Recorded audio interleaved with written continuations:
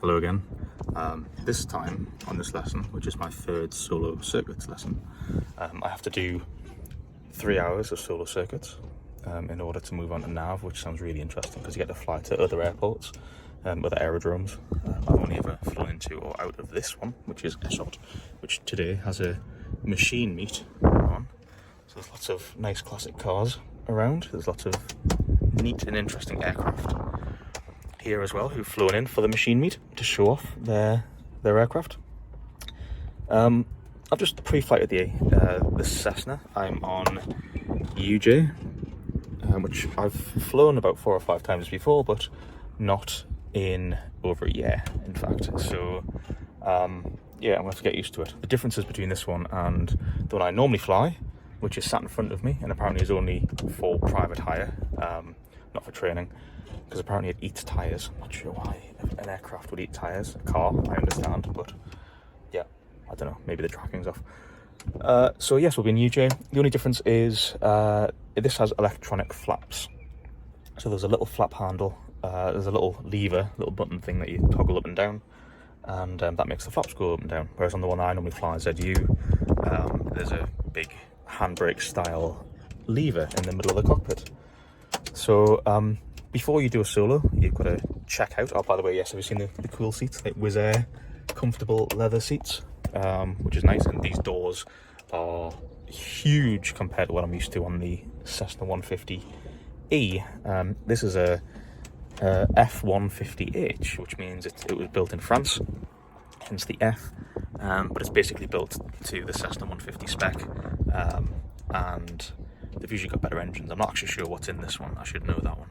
I should know that, but I'm not sure. I know Rhymes, which is a company that licensed the specifications to build these in France, put Rolls-Royce engines into the Cessna 172s that they used to build. Used to put V6, only 6-cylinder Rolls-Royce engines, and they became known as the Rhymes rocket. If you want to see me flying the Rhymes rocket, have a look at the first couple of lessons on my blog, richstoco.com. Yeah, bigger, heavier aircraft. Not the most ideal for a brand new student pilot, but yeah, it was fun to fly. Did my first landing in a Cessna 172, which is quite cool. Looks like the wind is changing here, so I think we might be landing on a runway I've never landed on before as well, which is runway 07, which up until 6 months ago was runway 08. Just hear a plane taking off there, on runway 07, which kind of confirms it. So we'd like to land and take off into the wind. Runway 07 was 08, but then the magnetic pull shifts around. It's not static, so as it shifts around, you find that runways have to be renumbered because the numbering of a runway relates to its magnetic heading. So runway 09 would actually be 90 degrees. You lop the 0 off the end when you call it 09. So 090 degrees, or east, is how we number our runways. So 07, 08 as it was, is almost easterly. It's 20 degrees off east. But it takes us off out towards the coast of Northumberland, which will be quite nice. I've never taken off that way before. My whole family's here, which is also nice. It's been a while since they came up to watch me fly.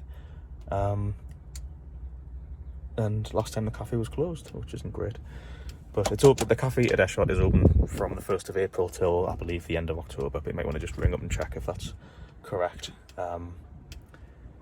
So yeah, they're in having sandwiches and coffee. I'm just waiting for my instructor because he's just had another of his students go solo.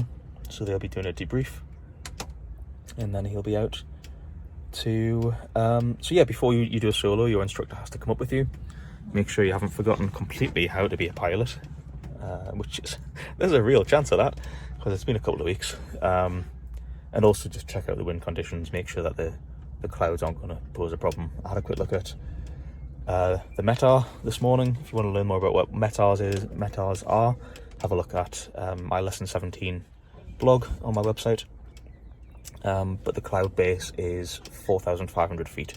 In the circuit, we'll not get above 1,200 feet above mean sea level because the airfield is 200 feet above sea level and the circuit circuit height, which is the distance above the ground, is 1,000 feet. So here's my instructor.